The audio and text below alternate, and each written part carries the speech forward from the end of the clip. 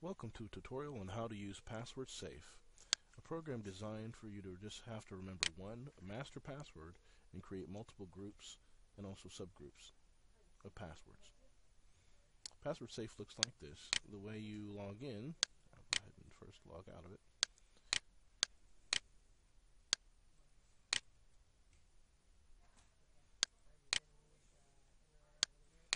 Okay, the icon looks just like this.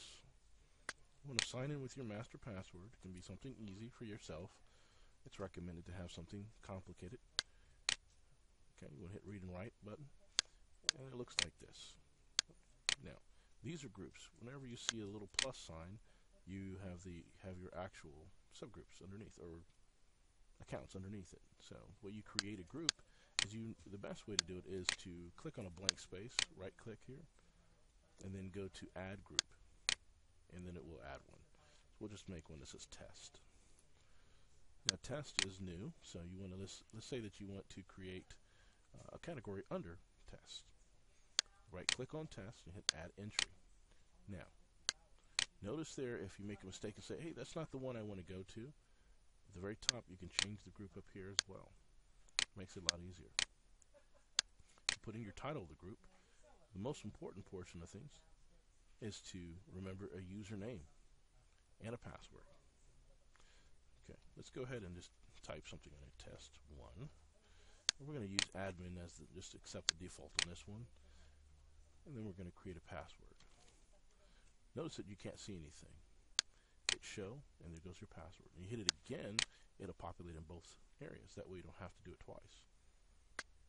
It's always best practice, too, if it's for like a website, to put the website here, and it will take you directly to the site if you're using your default web browser.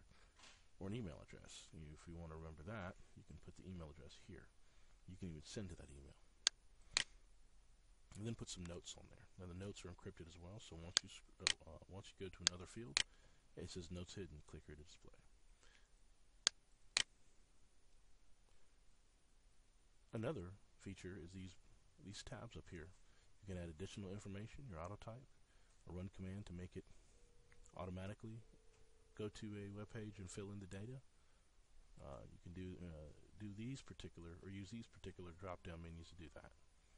You can even do password history by checking this box. It will remember the last 3 passwords, so that way if you lose one, you still have a default. You have something to fall back on. And you can also have it expire. A lot of Windows-based operating systems, if you're on a domain network, it will require you after 90 days or 60 days or whatever time period your network administrator has allotted you, the password will expire if you have a password expiring policy put in place. And here's password policy. You have these options as well. If you use the policy below, all of these fields will start to light up. You can customize it to your liking as, of course, the strength of the password itself. If you want it to be more difficult, more convoluted, this is the way to go. Okay. Let's go ahead and hit OK. And then we're going to look at the work that we've done here. Notice that there is now a field here. The way we go into the password, we can either right-click and go to Edit or View Entry, or let's say we don't want to do that. We know that password. We're confident that it works. We can pull up a website of our choice.